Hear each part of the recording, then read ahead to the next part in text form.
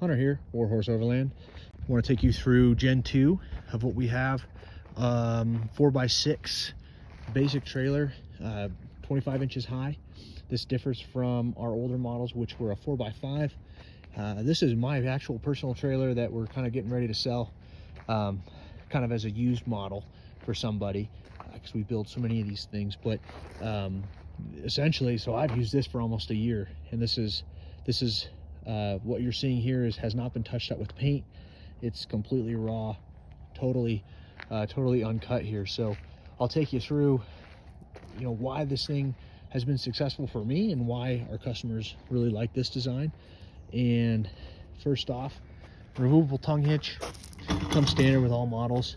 I mean, when you're, Colorado's a safe place and all, but if I'm going to be out in the backcountry for 2 or 3 days, I usually hide that thing or lock it in the truck or something, just peace of mind.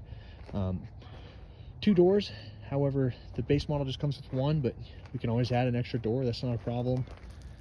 I mean, what's nice about that is, you can have a cooler on this side and other stuff on the other side. But honestly, if I had to go back, I probably would have just done 1 door for this unit, but we can certainly put another one on there. The coat, I mean, we used a powder coat. We powder coated. We've professionally spray painted, but it's, these trailers, kind of what it comes down to is like simple, stupid.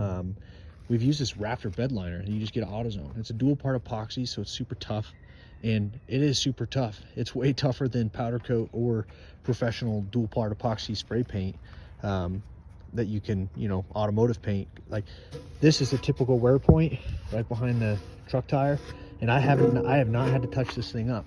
This thing is super tough. I've had a slew of different objects up here, from kayaks to big bins to sharp, objects, and it's like the bed of your truck. It's going to work great. These are standard. These are little 3/8 tabs, so you can put boxes on the side.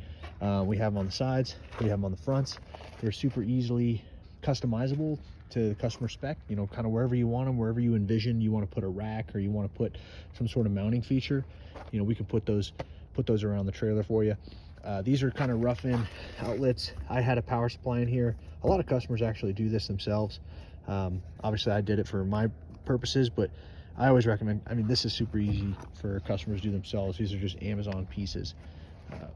Tires, 30-inch off-road tires, steel wheels, basic trailer lights, basic 5-pin plug, straight axle. This is a Dexter 2,000-pound axle with basic leaf springs. The reason we do that, not independent suspension, is it's cheaper, it's going to last longer.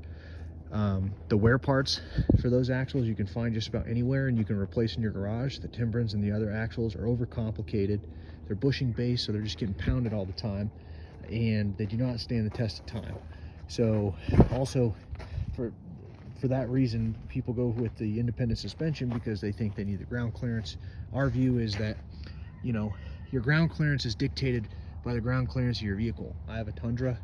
This is actually slightly higher than my Tundra's ground clearance. If my Tundra can't make it through a particular trailer, why not do the ground clearance? The trailer's not going to. So just because I have independent suspension on the trailer, doesn't really, to me, it doesn't add a lot of value. So we stick with the straight axles, keep things super simple and streamlined. Rear, we do have a rear receiver. We do have places for rear jacks as well, for extra stabilization. The roof rack, this is pretty customizable. People usually customize these based on their needs. You can move it up and down, undo these pins, and it's not something that should be done super quickly. It's not like an automatic kind of thing. You're going to want to put these down and then reseal. It's basically based on, hey, how tall is your garage? How tall is your tent? Okay, found the measurement, set it, keep it there for the length of the trailer usually. So the rear door here, standard rear door. We do have a little fold down table, which is nice. This thing's great because, camping trips or whatnot, cooking burgers or brats, blowing grease and whatnot all over that thing, but you just spray it with a pressure washer. Super convenient. The box itself is, like I said, a 4x6 by 25 inch high box.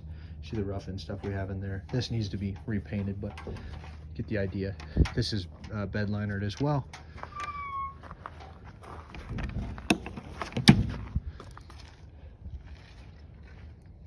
So here's the left side. Got the door on that side as well.